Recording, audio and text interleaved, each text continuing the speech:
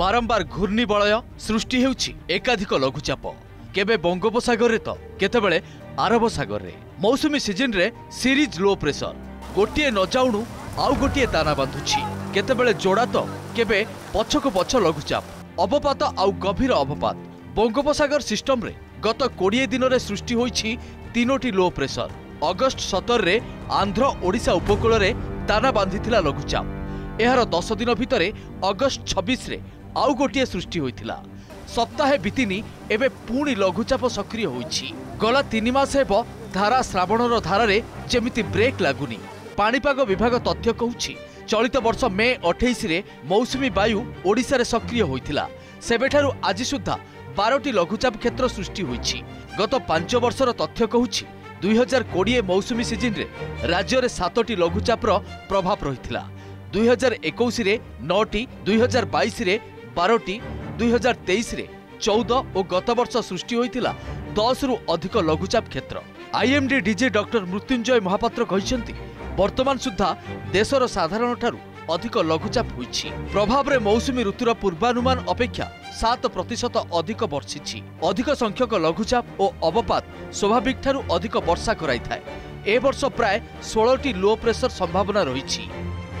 एपर्यंत जब देखिए जून जुलाई अगस्त जी लघुचाप क्षेत्र सृष्टि होइछि ताहा साधारण ठारू अधिक संख्यार सृष्टि होइछि ए वर्ष जो भल वर्षा हेछि ओडिसा रे साधारण भाव जति वर्षा हेछि ताहा संभव होई पारिछि ए लघुचाप क्षेत्र गुडी को पाए जदियो अधिक संख्यार लघुचाप क्षेत्र सृष्टि होइछि ओडिसा रे एक्सेस रेनफॉल हेई नाही चलित मौसुमी ऋतु रे तुहाकु तुहा लघुचाप आ ता प्रभाव रे लगाण वर्षा रे सृष्टि हेउछि बन्या स्थिति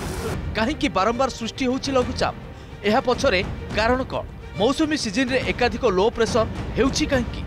पाणीपाग वैज्ञानिक मतरे मौसुमी ट्रप लाइन अधिकांश समय रे उत्तर ओडिशा बॉर्डर दे बंगोपसागर को गति करुछि सेहिपरि मौसुमी समय रे दक्षिण पश्चिम दिगरु राज्य को वायु प्रवाह हेउछि जेउथिरे अधिक रहुछि आर्द्रता विशेषकर मौसुमी सीजन जून रु सेप्टेम्बर भितरे वायुमंडल आर्द्रता बेसी रही थाए सेहि भली ओडिशार अधिकांश स्थान रे पासिंग क्लाउड पई दिन तापमात्रा 30 डिग्री उपरे रहुथिबारु वर्षा हेउछि बंगोपसागर रे अधिकांश लघुचाप क्षेत्र बांग्लादेश और पश्चिमबंग बॉर्डर रे सृष्टि होउछि